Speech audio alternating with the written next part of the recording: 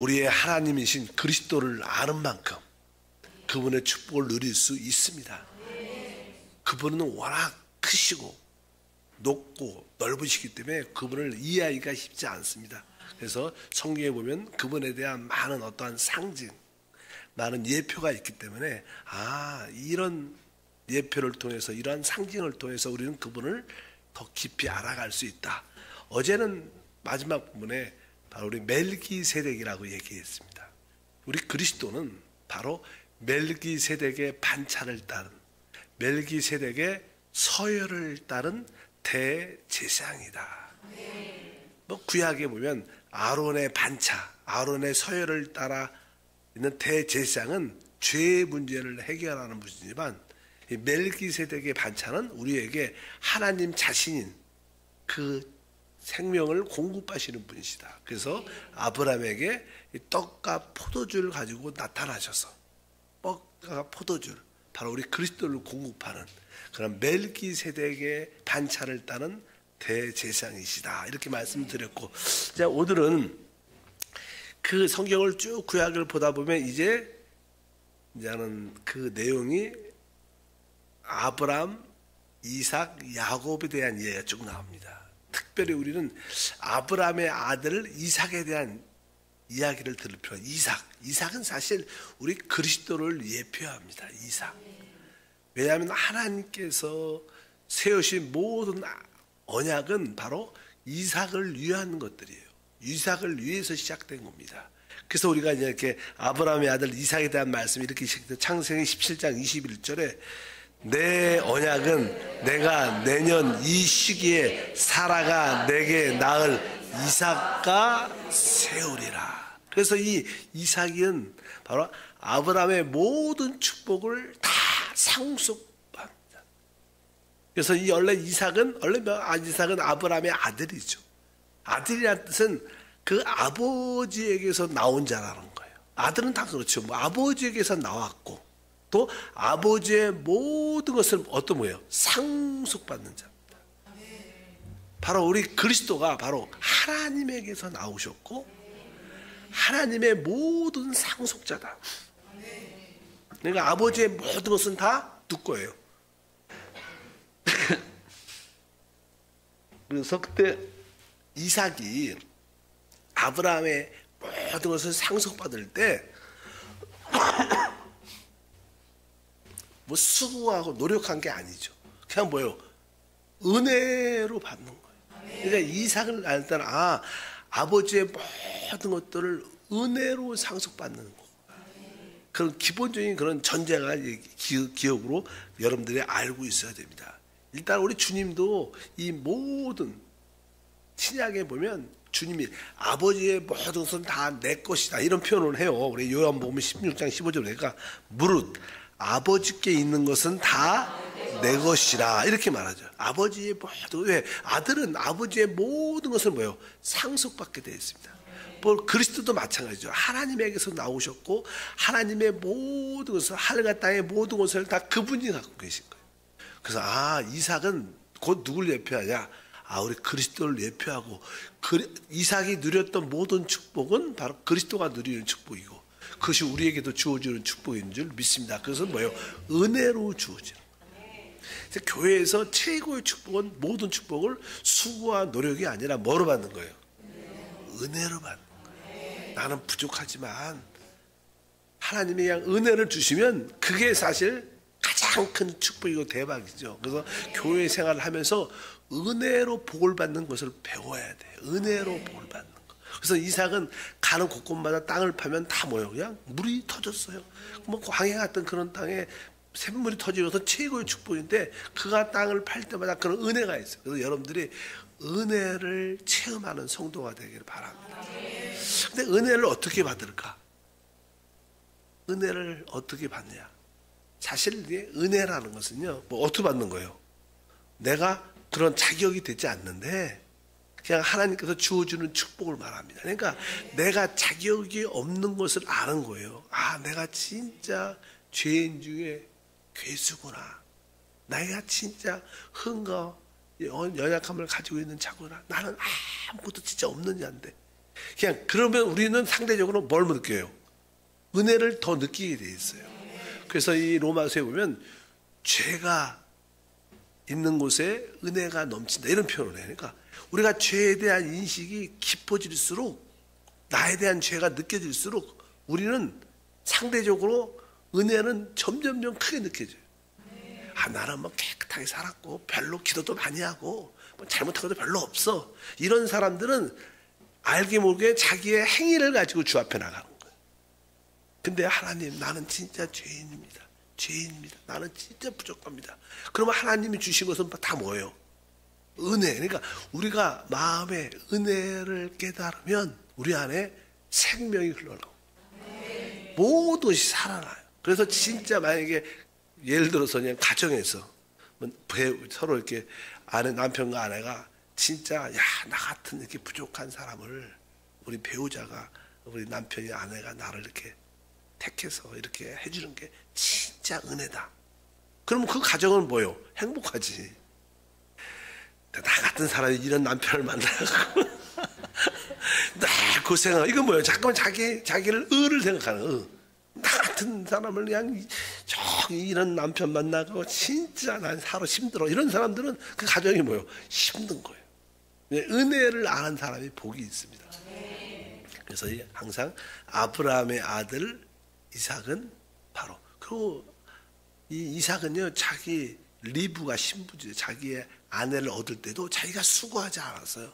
그냥 아버지와 그 종이 다 준비해갖고 어떻게 왔어요.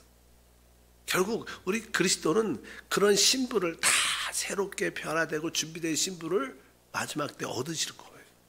이라는 것에서 그래서 이삭은 우리 그리스도를 예표한다. 이런 것이 중요하죠. 그 다음에 나는 창세기에 쭉 보면 나는 야곱 이야기가 나와요. 야곱 이야기가 나오다가 야곱이 이제 형을 피해서 집에서 나와 도망가죠. 그럴 때 어떤 들에서 광야에서 잠을 자다가 꿈을 꿉니다. 꿈을 꾸는데 이 사다리가 땅에서부터 하늘로 쫙 올라가 있는 거예요. 땅에서부터 시작해서 하늘로 그 사다리가 탔어요. 그래서 꿈을 꿔서 놀란 거예요. 성경에 그 이야기가 나옵니다. 창세기 28장 12절에 꿈에 본즉 사다리가 땅 위에 서 있는데 그 꼭대기가 하늘에 닿았고 또 본즉 하나님의 사자들이 그 위에 오락 내리락 가고 이렇게 말씀합니다. 그러니까 꿈을 꿨는데 이 사다리가 땅에서부터 어디까지 닿았어요? 하늘까지 닿는데 그 하나님의 사자 천사들이 이게 오르락 내리락. 근데 여기 이 말씀을 잘 보면 이 사다리가 하늘에서 땅으로 내려왔다 이렇게 말하지 않아요. 어디 있어요? 땅에서부터 하늘로 이렇게 있었다는 거예요. 이것은 뭐예요? 이 사다리는 사실 우리 예수 그리스도를 상징합니다. 우리 예수 그리스도. 그래서 이 땅에 있는 우리를 어떻게 하늘로 올라갈 수 있도록 그분이 우리의 영적인 진짜 사다리다. 이런 의미가 있어요. 이 사다리. 그러니까 그냥 그 야곱이 꿈에 꿔갖고 야 여기가 이곳이 뭐라는 거야? 하나님의 집이구나. 그래서 베델이라고 이름을 짓게 됩니다. 그래서 뭐 하늘에서 내려오는 게 아니라 이미 그리스도는 이 땅에서부터 이렇게 하늘로 올라가는 길을 다 준비하신 이 말씀이 이제는 성경에 요한복음에 주님께서 이런 말씀을 하셨어요. 요한복음 1장 51절에 또 이르시되 진실로 진실로 너에게 이르노니 하늘이 열리고 하나님의 사자들이 인자 위에 오르락 내리락 하는 것을 보리라 하시니라. 옛날에 우리 조영희 목사님의 설교 가운데 이런 설교를 한번 하셨어요. 바로 이 야곱이 꿈꾼 그 사다리가 바로 예수 그리스도시다.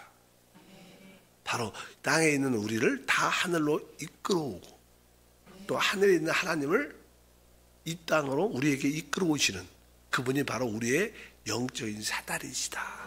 이 사다리가 우리 그리스도를 말하는 것이다. 우리를 땅에서 하늘로 이끌어주고 또 하나님을 우리 안으로 오게 하셔서 하나님의 뜻을 이루는 그러한 놀라운 일들도 사실 뭐요? 여기서 나오는 사다리라는 중요한 어떤 상징이 필요하다. 이 사다리조차도 우리 예수 그리스도를 상징하고 예표하는 것이구나.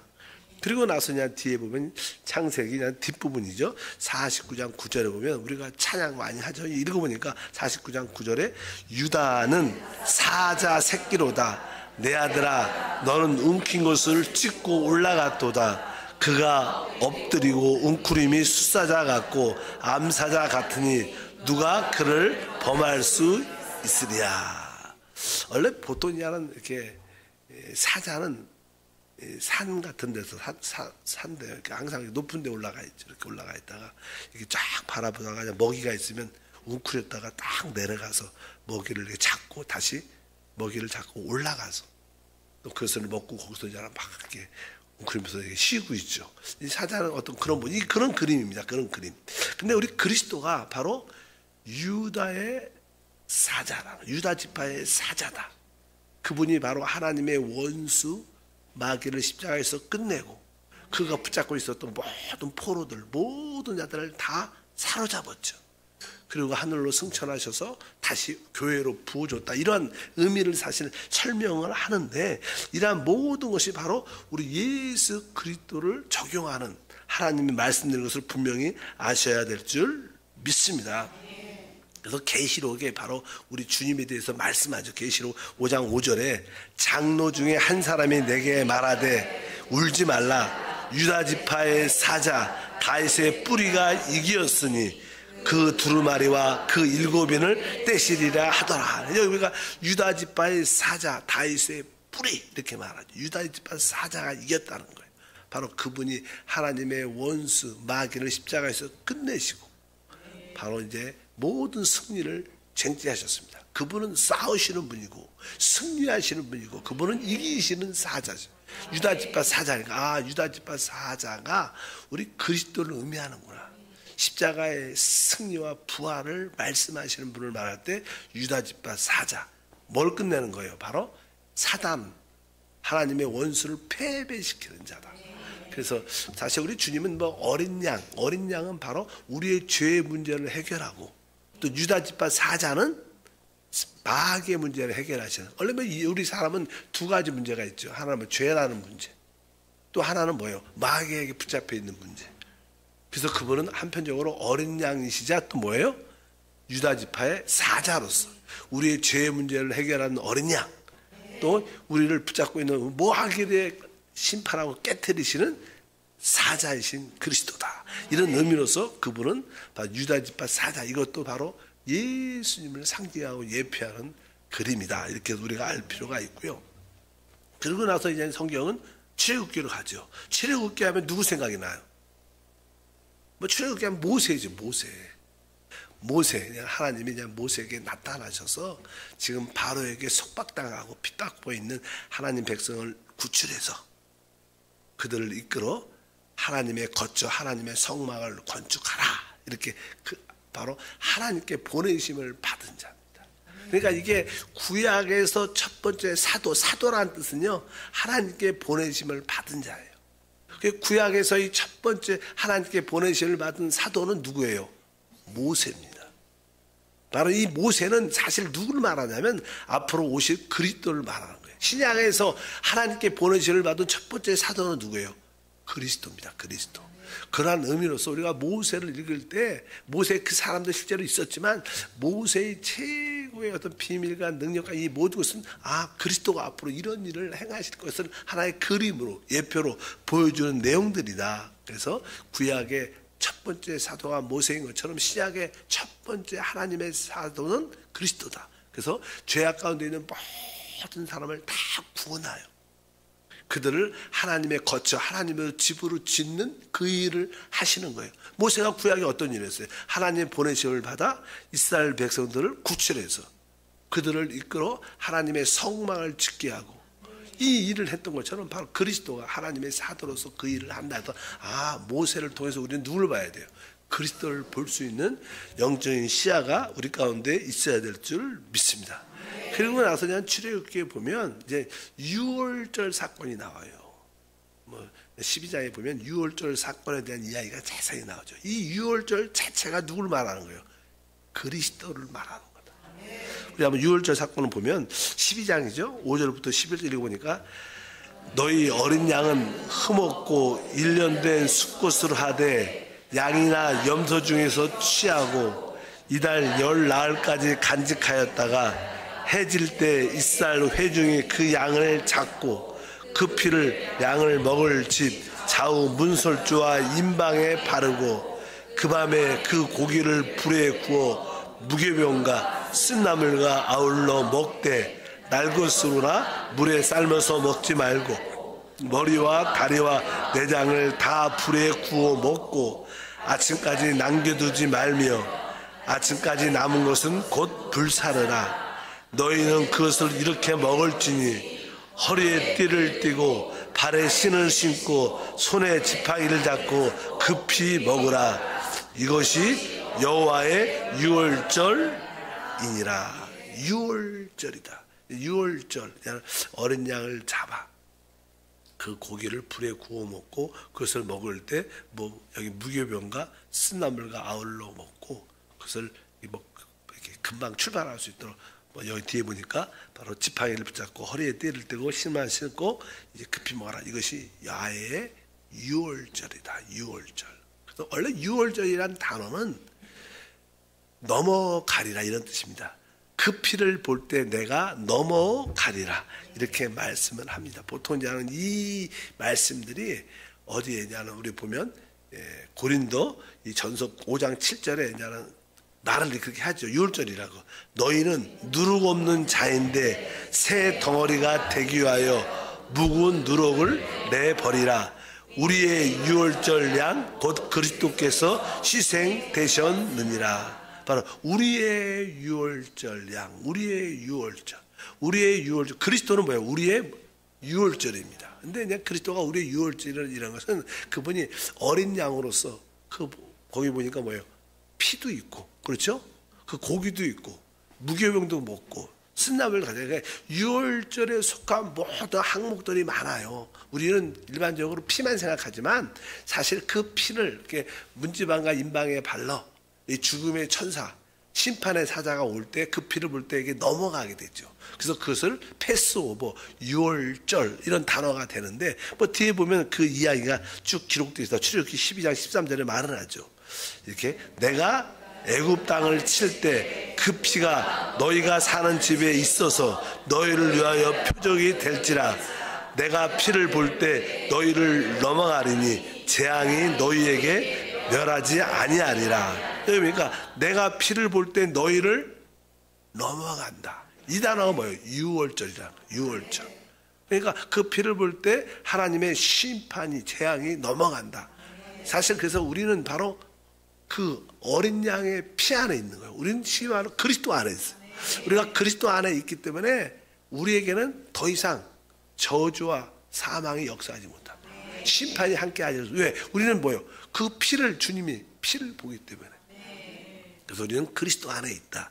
이것이 바로 어떻게 보면 그리스도의 피 안에 우리가 뿌려지고 거기 안에 덮여져 있는 줄 믿습니다. 그래서 우리는 유월절에 속한 자고, 그 유월절에 이게 피 이야기가 있고, 아까 말씀드린 것처럼 무교병도 있고, 무교병이라는 것은 나는 누룩이 없는 빵을 먹는 거예요. 그러니까 이건 우리가 이제 하나님의 그 심판으로부터 구원을 받은 다음에 뭐야? 우리가 거룩한 생활, 죄 없는 생활을 해야 된다. 그래서 나는 근데 그것을 먹을 때 뒤에 보니까 쓴나물도 함께 먹어라. 그래서 우리가 이 거룩한 분별된 삶을 살 때 종종 우리 많은 경우에는 우리가 그렇게 못 살죠. 왜? 육신이 있기 때문에 또 죄를 짓고 허물이 있어요. 또 사람과의 관계에서 합당치 못한, 의롭지 못한, 또 불법적인 것을 행하면 우리 안에 아주 편치 않는 느낌이 있어요. 쓴나물이야. 우리가 뭐 나물 쓴 거 먹으면 쓰잖아요. 맛있다고 건강에 좋다고 생각하는 사람도 많지만 씁씁한 느낌이 있지. 항상 그리스도를 바로 어린 양의 피로 우리가 죄사함 받고 거룩한 생활을 할 때 우리가 잘못된 부분이 있을 때마다 우리는 내적인 쓴맛을 느낀다. 그러면서 우리는 어떻게 주님을 따라갈 수 있는 그런 길들이 생기는 겁니다. 그래서 바로 여기 유월절은 누굴 말하는가? 유월절에 보면 예수 그리스도를 예표하고 상징하는 것이구나. 우리가 이것을 알고 유월절을, 우리의 유월절이신 그리스도를 우리 신앙생활에 다 적용해야 되죠. 그분을 어린 양의 피로 적용하고 그분을 우리에게 말씀의 떡으로 고기처럼 우리가 먹어야 되고, 그분을 어떻게 무겸적 거룩한 생활을 해야 돼요. 그분을 통해서 우리가 쓴 나물에 순종하는 그러한 믿음의 삶이 돼야 된다. 이런 이야기가 쭉 나오죠. 드디어 그들이 그 애굽에서 이렇게 출애굽한 다음에 그들은 광야에 들어가요. 광야에 들어가면 뭐가 생각이 나요? 먹어야 되니까 만나가 생각이. 그 다음에 만나뿐만 아니라 또 뭐가 필요해요? 생수가 필요하죠. 그래서 거기서 이제 하는 만나에 대한 이야기가 나오고, 그 다음에 뭐예요? 반석에서 깨어진 반석에서 나오는 생수를 이야기해요. 이런 만나, 생수도 다 누굴 말하는 거예요? 우리 그리스도를 말하는 거예요. 아, 그분이 우리의 만나시구나. 아, 그분이 우리의 뭐예요? 생수시구나. 이러한 성경은 계속 나오는 이러한 상징들 이야기들이 다 누구를 포커스로 해서, 그분을 포커스로 해서. 그래서 우리가 성경 읽을 때마다 우리는 단어 하나에서 누구를 발견해야 돼요? 그리스도를 발견하면 여러분들은 제대로 성경 읽는 거예요. 내가 어떻게 축복을 받고 이런 거 말고, 이런 이야기가 아니에요. 성경은 바로 우리를 그리스도로 조성하는 거예요. 우리를 그리스도로 채울 때 우리가 하나님의 표현과 간증이 될 줄 믿습니다.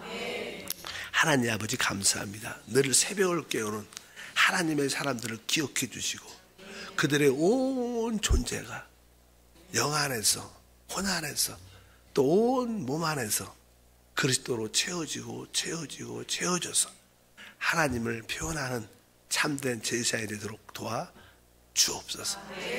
주 예수 이름으로 기도함나이다. 아멘. 하늘에 계신 우리 아버지여, 이름이 거룩히 여김을 받으시오며 나라가 임하시오며 뜻이 하늘에서 이루어진 것 같이 땅에서도 이루어지리라.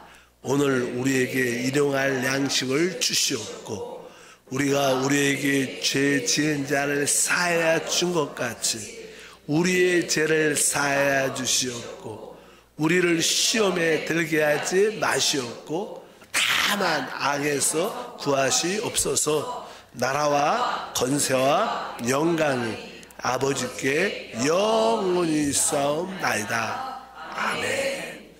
다 같이 한번 기도하겠습니다. 오늘도 우리가 하나님을 만나는 기도.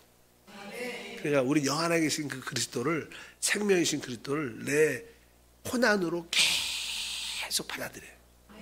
하나님, 내 온 존재 안으로 주님을 받아들입니다. 그분은 우리 영 안에 계시지만 그분이 이제 내 생각에도 적셔지고, 내 감정도, 내 의지와 양심 안에도 다 채워지고, 또 우리 이 세포에도 세포 하나에 그리스도로 채워지기를 원합니다. 그럼 건강해져요. 그런 기도, 하나님 내 세포에도 예수님을 나의 생수로 마시고, 내 세포에도 예수님을 생수와 모든 호흡으로 양식으로 받아들입니다. 그러니까 우리의 생각뿐만 아니라 내 세포 안에도 내가 주님으로 채워지기를 원합니다. 우리 주여 삼차하고 기도하겠습니다.